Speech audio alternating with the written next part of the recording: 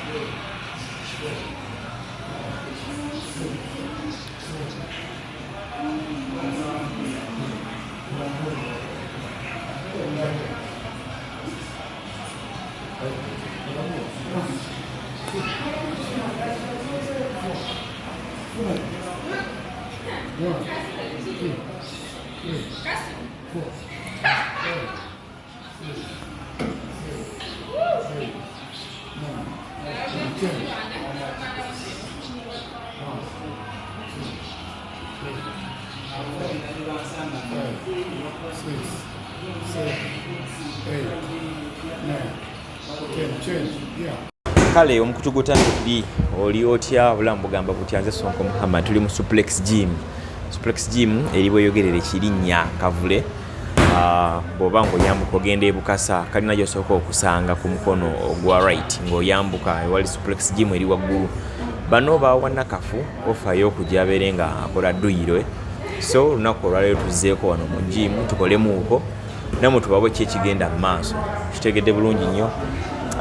Gym eno yeetaaga okulya ennyo era twebaza omu ku bawagizi baffe abaavaayo nabeera nga tusponsalinga n'ebyokulya ajje akole gym alye then ate obulamu bubeere nga butambula paka waaliko era aba walituukira ogamba nti ava mu Uganda agenda bwolikuba kyeyo. Leero tuli ne Kasule, Coach Kasule. Gwe abadde Coach Kasule leero olunaku olwaleero. Obulamu bugamba butya? Obulamu bulungi. Neeyongeza ku ddoboozi. Obulamu bulungi. Obulamu bulungi. Nakafu oli otya? Ndi bulungi. Oli bulungi. Oli kiriya naye ng'okutte kutama. Ali bulungi akwata kutama. Ndi bulungi. Eddoboozi nga liri wansi nnyo. Ki ekiriwo mukulu? Ndi bulungi ogamba otya ssebo? Mpozi erinnya lyo bwe gwani? Dr. Loverboy. Dr. Loverboy tutera obba nga tutambula naye by the way ono omuyimbi era mulabeko kayimba ke bayita weeraba. Si wekiri? Wekiri. Soko benga tubamu akapeera tuketerengereyo mu maaso. Omundo omutima gumanja nguterese ebbanga gunyanga kyennyanja buli lunaku lavu yojja kuŋŋaanya era bwekyawo bondese wakati mu nnyanja nze. Weeraba bambi ngenze. Weeraba. Bambi ngenze bukola weeraba. Okay. Leero tuli mu gym. Nakafu gym ogisanze otya leero? Ebadde. Watandikidde kukuuma kano ke baddukirako. Iya. Akuuma kano wali obadde okamanyi wali okalabyeko wako. Oddukirako ng'odduka naye ng'oli mu kifo kimu. Nakalabako nakadde sikagenda. Neyogera nnyo sikuwulira. Nakalabako. Teweegiraagira ebeera ng'omuntu omukulu. Wakola otya? Nakalabako naye mbadde sikagenda. Obadde wakalabawo. Ekyambo waliyo gym. Waliwo gym mwekali. Kati so okasanze otya soko tuwuliremu leero. Kabadde. Oyogera mazima okasanze otya? Kabadde kazibu. Yaki mu kusooka. Kabadde kazibu naye mu kusooka wabadde obuzibu. Mu kusooka wabadde obuzibu butya tunnyonnyolemuuko. Kabadde ku speed nnyo. Speed ebadde waggulu. Nenga katandise nga kali wan speed bakuteddeko omanyi nti gwagenzze gwajongeza. Anti nze mbadde sibimanyi. N'onyigaanyi ogenza olako eyongeza speed. Anti bwekayongeza speed nawe olina kweyongeza ku dduka si bwe kirina okuba. Kati bwekayongezanga speed ate gwe n'osigala ng'odduka mpola. Nziruseera nnyo.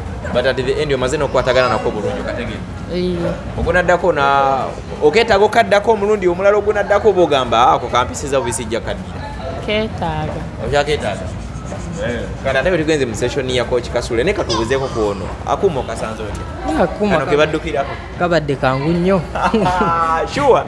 Ate ebifaananyi bajja biraba. Mu gym ke kasingamu obwangu. Kano ke baddukirako kano ng'odduka oli mifo kyekimu. Sure. Osobola okavuga obadde wali okavuzeeko before wali okaddukiddeko. Bwe gubadde gusoose naye ate kibadde kyangu nnyo. Badde sikisuubira. Okay kale ate bwe tugenzeko ewa Coach Kasule kibadde kitya? Kyo. Abadde atuvuga speed. Kasule adde abavuga speed. Kate abavuga speed ati akati akasinza obba akazimu byabadde akola. Okola kano okola kali mpulidde nga nkoye nnyo. Wamma we tugenze ewa Coach Kasule kibadde kitya Nakafu soko tomuli. Kibadde kikambwe. Kikambwe kiranga kinyuma nga kitya? Bibadde bizibu. Bibadde bizibu. Coach Kasule kiki? Kiki abaana nga bwe tebawadde bizibu nga tegwe omulundi ogusoose. Mbawadde byangu naye. Yongeza ku ddoboozi. Mbawadde byangu. Naye bali tabikola nga kuba. Bamenyamu simanyi kubanze kuuze biba byangu. Kubwo biba byangu. So bwe bagamba nti bizibu. Anti benze ba bimanyira. That's why gamba nti bibadde byangu ku side yo. Bibadde byangu. Bibadde byangu. Tubuze ku botwa bibadde byangu. Oyinza otya kinyonyola omuntu akiraba kyoyiseemu leero ng'oline kasula awo omuntu gwabadde akozesa? Bibadde bizibu nnyo, bibadde bizibu. So bw'onajja omulundi ogunaddako mu jimu ne bateekawo bakokinga bana kasule gonasooka olondako oba onaagamba owaayo? Njagezaako omulala. Ojagezaako omulala naye teweegomba kuddamu kukola na kasule ebintu bibadde bikalubira kati akasinza okukalubirira akakoko aka atositule oleete maaso ki amagulu kekabaddemu ng'akazibu osimba emikono kati amagulu galeeta buti mu maaso eko kadde kazibu ddala. naye sofa general egimu ogisanze otya? Nyungi. alina kiyinza okukwongerako nga ggwe ddala? Waliwo abagamba ati Nakafu kimu mututte mu jimu wali badde at least yakolamu ekintu ekirala kati oyinza bagamba ki ddala kirina kiyinza okwongerako ekya jimu? Kirina kyesobola okunyongerako. So ona kontinuinga okujjanga mu jimu era genyi? Bali mayenge gyosonze kooki omuzibu n'agamba kwatagana mpola. Kooki abaana obagamba ki kubanga abaana bakaaba? Tulina neekooki Kasula gwe tuli naye wano. Abalawo kyembagamba ono mwana muto alina okujjumbira okukola training. By the way, training kintu kirungi ku bakazi myaka bwegiti ogenda oweza emyaka 4 oba 35 omuntu akusanga ayinza oyowa myaka 15 oba 18 so byayisemu leero si bizibu byangu nabimanyira mpolampola mu omubiri kijja mwanguya gye bujja. Kiki oyinza okugamba omuntu ali atajjangako mu jimu nga naye obadde tojjangako mu jimu obadde okanya kuddukirako eyo n'otambulirako eyo kyoyinza okugamba omuntu nga gwe omulundi gwe nga tajjangako mu jimu oyinza mugamba ki? Muyita naye atwegatteko eriko kikasule bannange. Yegatteko kikasule si kooki mulala yenna because eritwali eri wansi walinayo kooki oli atraining amazina bamitwe bakooki paka atraining amazina toyinza gamba nti owaayi nange njagala asookereko kono. Sookereko kono akulaki? Yajja asookereyo. Ali yenna asooka ajja asookereko kikasule asooka amukamula akitegeere alyoka agenda eri waweevu ng'asoose kumanya ti si byangu eno ebintu. Ate abasuplexemu abakuwa ofa oyinza kubagamba kibbo? Bo mbeeyanza bweyanza kubanga singa sibo singa ndi waka nkuba misota naye kati nange ntambulako nenvaako ewaka. N'okutambula okuvaako ewaka nakyo kirina kye kikwongerako kyogamba? Kyongerako ki? Omusaayi gwange otambula kubanga guyinza okuba nga gwamanyira awantu wamu ate bw'otuukako awalala n'olyawo ku kagundi kaawo n'omusaayi ne gweyongera otambula. Naye muno tokozeemu mikwano waliwo abawala abaabo tulaba abakyalo lwaki tokolayo ku mukyalo omukwano oba tukitireeko omu toyagala ate kubayita omanyite ati oba omundi ogunaddako najja ngo olina sinkana makazi wali bali tuyitayo kati ng'oli omu n'akubongako n'omubuuzaako ne Kasule kabeere mukwano gwange. Kooki Kasule nka ate kati ngono omuwala akuba ebikonde toyagala mutunula yina kubeera mukwano gwange? Twali tumanyi tuyitayoko omuwala omu abeere kyaliwo tubeere nga tutambuza akazanyo kati mpolampola. Kale kiki otugambe tuleke tukite? Embagamba just neyanza bweyanza abandeetera ofa eyo neyanziza. Back to you Coach Kasule otugamba ki? Abaana bagamba training tebadde nnyangu otugamba ki? Kyembagamba ekyangu oba ekirungi munyekere okukola training Uganda yonna gyali ajje mu Suplex Gym. Gym nnungi nnyo erimu bakooki abalungi erimu buli omu kyayinza ofuna nga omuntu yonna obuweereza bwe yandibadde afuna. Tulinamu abawala abalungi bayinza okukwasaganya mu Suplex buli kimu okisanga mu gym eyo.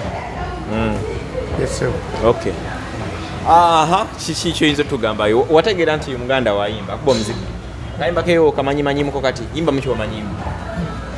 Muno omutima gumanja nguterese banga gunya ng'ekyenyanja aha bako kyotugamba ekyenyinza okugamba abantu kwejjumbira nnyo jimu nziza omulundi gumu bibadde bizibu naye ate ntuuse n'empulira nga bitandise ate okunyuma ekyo kigenda kunkomyawo bakoki babadde friendly kati nga koki Kasule tampadde buzibu naye bwakuwadde bwebubadde obuzibu naye nja kumanyira mpolampola nina okukola akanyama ate gono toyagala kulayoko mukwano emikwano gyo ngyetaagira ddala waliwo mapite wano omuwala omwafrika mukwano gwo right here koki Kasule yetumutaso agenda training tuyite koko oyo omuwala olwo bamuyitana erinnya lye wuyo oli ajatubongeka watubuuzeeko ko oli ali ku simu oyo ali waggulu kuuma alwa oyo oyita ali kuuma kutujja okuddamu okusanga omuntu tutere okusangasanga oli ajja kutubuuzeeko bane tulwana mu Suplex Gym esangibwa Bweyogerere wano bayitawo Bweyogerere Kavule so oba oyambuka nga ogenda enamataba waggulu eyo so wasangibwa Suplex Gym waneeno so tuzzeeko wano Nakafu Lydia kulaba nga tukolamuuko wano ku dduyiro so the same thing atuyina ne Dr. Loverboy this side so tujja bbanga twongera okubanga tukomawo once again okubanga tulaba kyo kinaba kigenda eno jangu wamma tubuuzeeko wano olwo someone ayagala kubeera mukwano gwo Hajat Nisha atera okubeera naye mu boot camp ebiseera ebisinga obungi Nisha tuli ne Angel Marina ku kamera nyongera okujukiza nti tukola airport pickups okoma mu ggwanga lyaffe erya Uganda you book with us ne tukukima ng'obudde bukyakola ki ng'obudde bukyali so the same thing gwe wenna abeera ali eyo ng'oyagala okunyirira okulabika obulungi kusayinga mbiiri okukimba ku mukolo gwe ebifanaganako ng'ebyo era mu mbeera y'emu ojja kubanga okwasaganya Betty's Touch ne Bito Studio n'omuwala asangibwa Buloba ku nsonga y'okunyirira agikwasaganyiza bulungi nnyo nyini ddala Suplex Gym wano wetusinzidde olunaku lwaliro okubanga tukola programu eno tujja banga twongera okumu programu zaffe endala okubanga like okolaki nga tulaba kyo kinaaba kigenda mu maaso si we kiri naye kyogambayo ekirala just ekyenyinza okugamba abantu kweyanza kozi bambeereddewo bamuwa offer naye nawe bakubeereddewo nange babeereddewo Nakafu buli atuwaddeko omukono okuyambako oko Nakafu tumweyanza tetukowe kweyanza tweyanza nnyo nange abambeereddewo neyanziza nnyo Nakafu tolina ndagamuntu bwe tunaaba nga tutuuse time nga weetaaga okuba n'essimu tugenda kukikola tutya onaafuna otya line kuba essimu yo gyetaaga oba oyagala kubeera na ssimu just naye nga teri mu line line kyo si kizibu kwanina mikono gyange egiyina ndagamuntu oyinza kufuna ddi mukwano gwo nakufunira nakufunira line ne enkya onakikola okay funa mukwano gwo ofune line then ongambeko nti ofunye line nga tuya tulaba essimu oba tomanya waliwo okubanga omuntu weteekateeka nga weetegeka so soka weetegeka obe ne line ne Katonda wagenda okuleetera essimu naye obanga tuli mwetegefu era essimu naye eyinza olwawo era banga abatagyetaaga so kyogamba ekya buyinza ogenda okuziba nga ofunye line enkya lwenyinyini kubanga lwe yangambye gindeetera leero ekiro kuba naadde namugambako agenda kuwandiisa mpya tena endala gyagenda fune naleeta bizibu agenda wandiisa mpya kuba namugamba nangamba ali kujja nayo ku Sande then Sande ero tagireso ba Sande ejja no ajja kiro ng'ava mu katale kale katumulinde nze Sonko Muhammad kyokuba mu programu zaffe ndala koze ne Angel Marina mu kamera mwebale mwenna akola kyayinza okubeera nga akola okulaba nga tweyongerayo mu maaso abantu baffe batulaba nina WhatsApp group gye tukuliyetinzeewo WhatsApp group eno tetwetaaga abantu bangi nnyo twetaaga abantu batono nga bali ku mulamwa naye munabeera abangi nga muli ku mulamwa tujja kumuvinga nammwe ekigendererwa kyayo communication kyekisooka kya byonna ekyokubiri twagala tube nga tusobola okwasizanyiza ku muntu aba atwetaaze so omuntu alibadde yeetaaga ku WhatsApp group osobola okuba nga ojja ku namba yange n'ombuuzaako n'ongamba WhatsApp group eri biki nengenda maaso kubanga nkunyonnyola n'ekitono ku kyabyo twagala twongere kubatambuza nga buli obweru bw'eggwanga kisooka ekyokubiri waliwo gwali eyo naye nga ffe tuli eyo naye nga like oba oyina abantu bo boyinza okuba nga oyagala tukuceekingireko tujja bbanga tukikola n'okucommunicatinga n'okumanya ki ekigenda mu maaso osobola obeere tugeze nga okolera bweru wa ggwanga ne n'ofuna obuzibu naye nga tolina abantu bagenda respondinga mangu nnyo so if you do this tusobola okujja ne tumanya kino ne tukuyambako kubanga tukwasaganya mu mbeera bwetyo. So bafans abaagala okubanga mutuyungako mu WhatsApp group yaffe, ennamba eri 0706 79 47 29. Kozesa ennamba eyo tujja kuba nga tukwatagana butereevu nga tukunyira ki ekigenda mu maaso. Ekya charity tukirese mabega nnyo, tugenda banga tugeza kulaba kuyambagana nga tuyamba ku munnaffe yeetaaga okubanga tumuyambako. Nze Sonko Muhammad, mubeere bulungi.